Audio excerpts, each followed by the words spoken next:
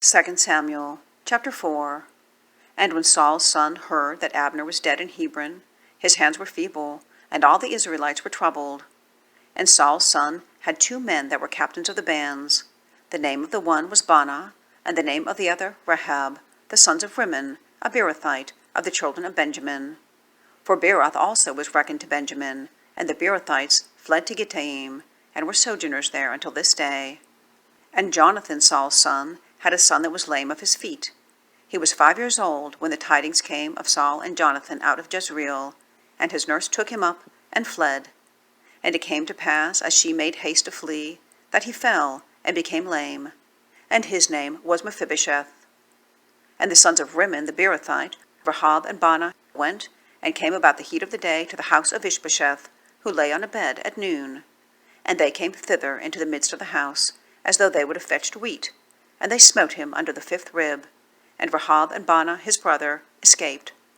For when they came into the house, he lay on his bed in his bedchamber, and they smote him, and slew him, and beheaded him, and took his head, and gat them away through the plain all night. And they brought the head of Ishbosheth unto David to Hebron, and said to the king, Behold the head of Ishbosheth, the son of Saul thine enemy, which sought thy life. And the Lord hath avenged my lord the king this day of Saul and of his seed.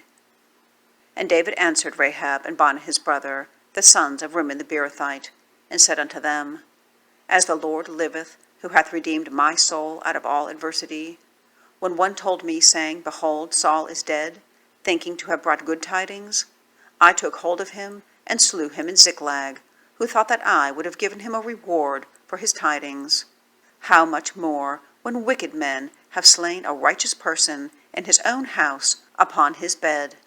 Shall I not therefore now require his blood of your hand, and take you away from the earth?